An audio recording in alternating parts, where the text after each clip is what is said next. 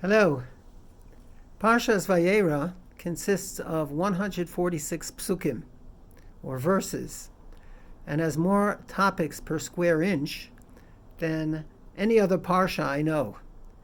It is simply brimming with Torah thoughts and ideas. So perhaps it's best to focus and zoom in on one idea, which is found at the beginning of our parsha.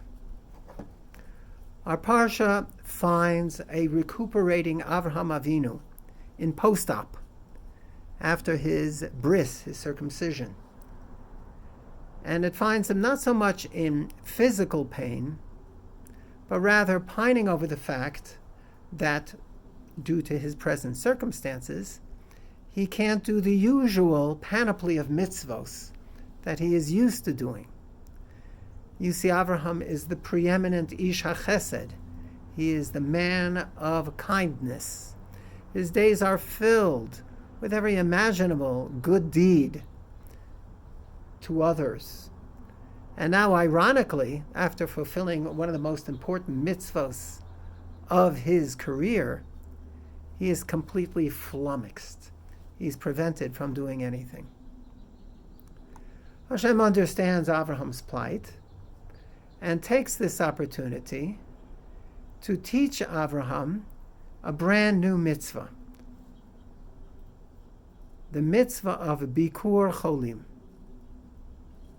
This is derived from the verse Vayera elav Hashem, and is the source that we have to visit the sick. God appears to Abraham in order to visit the sick. The question that one might ask, though, isn't the bikur cholim, visiting and tending to the ill, a universal mitzvah, which is an integral part of a civilized society, or what the Gemara identifies as dinim, one of the 7 Noahide laws? Shouldn't Avraham Avinu already be aware of visiting the sick as a merely nuanced form, perhaps, of gimilut chasadim in general? In other words, what is new here? Perhaps the solution can be found in the very next verse. It says, Vayisayna vayar v'hinei shlosha nashim. Abraham lifts his eyes. God has sent him 3 angels, for whom Abraham joyfully, despite his pain, springs out of his bed and takes care of them, feeds them, in short, fulfills the mitzvah of hachnasat orchim, which means, it's another mitzvah, welcoming people into your home. And indeed, the Gemara says that Avraham teaches us that greater is bikur cholim, hachnasat orchim, the mitzvah of welcoming people into your home, than even speaking to God, as it were. He asks God permission if we can continue the conversation later. Imagine you're talking to God on the telephone and you say, "Sorry, God, somebody just came in. I have to leave now. I'll talk to you later." But that's precisely what Avraham does.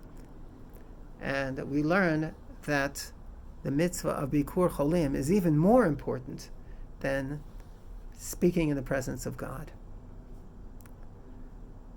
So we see that bikur cholim, which is what God is doing to Avraham and is teaching Avraham that there's such a mitzvah, does not only comprise of comforting the sick with your presence, which certainly is an important part of the mitzvah, but rather finding a way to give the sick person a sense of meaning and purpose.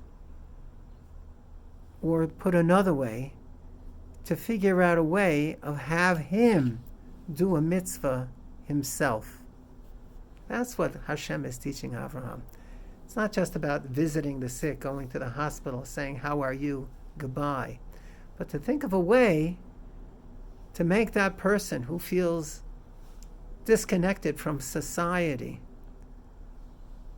part of society, part of the world of doing mitzvot. That's what Hashem is teaching Avraham. Now, obviously, not every infirm person is ready to jump out of bed and create a 3-course meal for 3 strangers like Avraham did. But even visiting or helping that person that you are visiting put on a pair of tefillin, or to daven together, to shake a lulav and etrog, this is the true fulfillment of bikur cholim. I cannot tell you how many times over the years that I visited sick community members in the hospital, wishing to offer them words of comfort and succor. But they quickly turned the conversation around.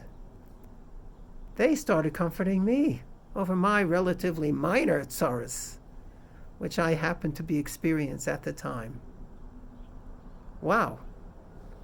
The message, therefore, is this: even people who are infirm desire to be active participants in life.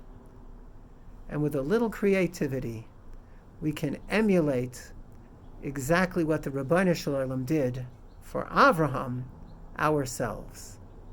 Shabbat Shalom.